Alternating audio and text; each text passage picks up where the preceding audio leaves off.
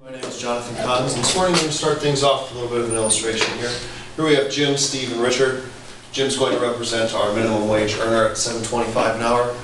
Steve, our median income earner at $16.57 an hour, and Richard, our big top 1% earner, CEO guy, if you may, at $20,000 and more per hour. Let's say these three gentlemen want to go out tomorrow and buy a gallon of milk, around $3.70 a gallon. How much would each of them have to work in respects to the money they earn per hour? Jim would have to work around 30 minutes to earn his gallon. Steve, a little below half that at 13 minutes. And Richard would have to blink, and he's already earned, well, just by blinking a few times, he's earned more than everyone else, the other 99% has in just a few seconds. It's pretty safe to say that the 99% could use a raise. And this illustration represents income inequality in the United States, which is what I'll be presenting on this morning.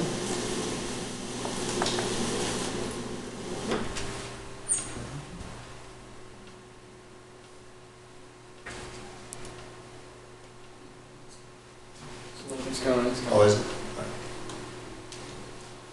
Which is what I'll be presenting on this morning. Although my article titled Deepening Income Inequality, written by Amina Muhammad, talks about income inequality on a global scale, I wanted to look at income inequality in the United States to give you, the audience, a better understanding of what's going on here in the United States.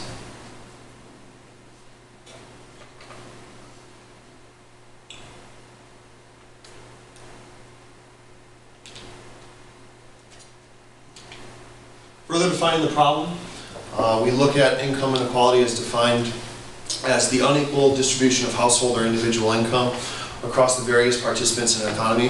This is defined by Investopedia.com. In respects to economics, we can look at efficiency versus equity, the fairness, how are people being paid in respects to their bosses, the higher officials and executives in their companies. An article written by Public Health Watch in 2014 stated that CEO compensation had gone up by 937% since 1970, whereas the typical worker had gone up a measly 10.2% in that same time frame. Incomes were hit hard all across the board from 2007 to 2012 and continue to be on the decline. From 2007 to 2012, we saw a decrease in 8.1% of median household incomes, which are at their lowest since 1996. Which can be illustrated here in this graph, where we see our high point in 1999 at 56,000, with our previous low in 1996 now matched at our lowest point in 2012. How big is this issue? We now see that our top 10% of earners, a very small number of people in the United States, make 16 times that of our lowest 10% of earners in the US. CEO pay of the top 350 publicly owned companies averages out at $15.2 million a year, and these numbers are up 21% in the last 5 years alone. We look at the top 10% of earners in the U.S. making upwards of 2/3 of the America's income every single year and controlling it as well. We can also take a look at poverty. 14.8 Americans were listed as below the poverty line by the U.S. Census Bureau in 2014. That's over 46.7 million people, and that number continues to rise. How are these issues created? We can look at globalization. U.S. workers are losing their competitive advantage, as well as general competition to low-wage, low-skilled workers over in Asia, as well as other underdeveloped countries and emerging economies as well. We look at changing institutions and norms. Unions used to be a very constant factor many, many years ago. They kept wages in pace with productivity, and they set restraints on executive pay. This all changed during the Great Divergence, where we saw unionized workers fall from around 30% to just above 12%. And CEO pay went up from 1970, where we saw CEOs making around 40 times that of their average workers, now making upwards of 350 to 400 times what their lowest or average employees make in a year in the early 2000s. We also look at skill-biased technology change. In an economy where technology is very prevalent and expanding, we need people that are qualified and can adapt on the move and are very educated.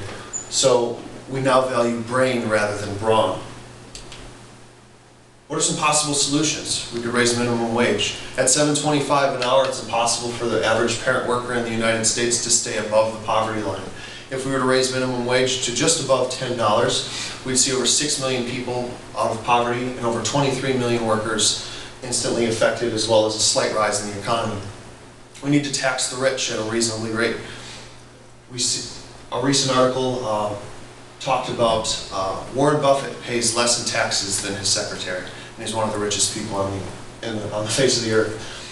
We also need to look at political campaigning donations. The wealthy often have a very large impact and influence on who we elect as officials. If we were to limit how much money can be donated to these campaigns, we give everyone a fair playing field as to who we elect as officials. We need to pour more public funding, aside from taxing the rich, to public education, giving everyone a fair chance to succeed in an economy that favors the wealthy.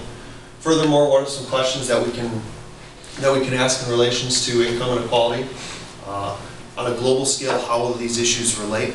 What do these issues look like outside of the United States and other countries? What are some solutions proposed aside from the ones that we've discussed here in the U.S.? And will these solutions be feasible or in any way the same in other countries? And are the same things that are causing income inequality here in the U.S. Some of the same issues we see elsewhere? Are they connected? Is there a relation between them? And that is my presentation.